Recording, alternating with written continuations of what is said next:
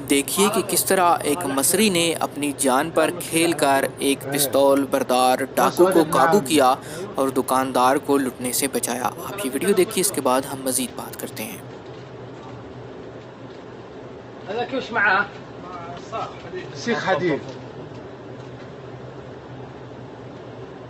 هذا رجع ثاني مرة ما خاف. سكت سكت هذا بص ضربوه. بقى يخش له الحين يمسكه بص.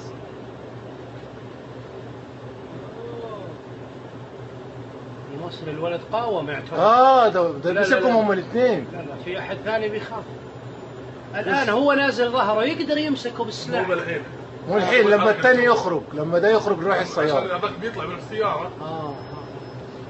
هذا لو تحرك المصري الولد ضربه الثاني. ها بص بقى المصري الحين شوية كده وهيخش الثاني اللي معاه السلاح هياخد منه السلاح. ايوه اهم حاجة اهم من السكين. بص هو واقف بقى ايه مجهور، قال لك انا صبرت لغاية ما طلع. شوف الحين يوم طلع بص على عنده. هيخش له بقى، خد الصندوق حق الفلوس. كويس اللي معاه سلاح اهم. ايوه بص ده هيخش له المصري بص.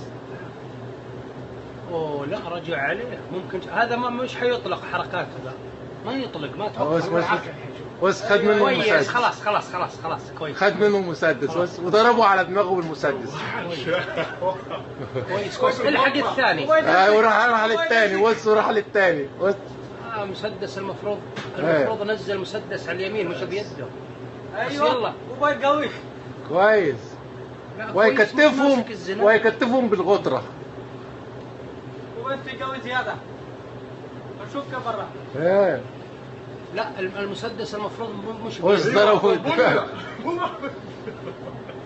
يدافع عن نفسه الموقف صعب. لا واتصل بالتليفون بينا كمان واحنا في الشغل. العمارة جنبينا اهي. وده بقى مصدق بقى طحن. هو قوي زياده. بيد المسدس رماه على طول لانه لو जी तो दोस्तों, ये वाक़या सऊदी अरब के शहर खुबर में पेश आया, जहां दुकान में दो सऊदी घुस आए। एक के हाथ में पिस्तौल थी।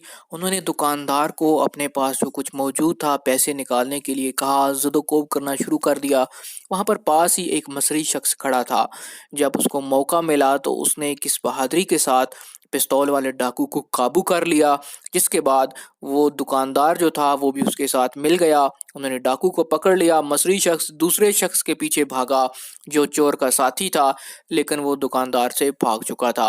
इस तरह एक शख्स ने अपनी बहादुरी से दुकानदार को लुटने से बचा लिया। मज़ीद इस तरह की वीडियो हासिल करने के लिए आप हमारे चैनल MGH स्टूडियो को सब्सक्राइब कीजिए, साथ में बेल आइकन प्रेस कीजिए ताकि हर नई आने वाली वीडियो का नोटिफिकेशन आप तक पहुँच सके।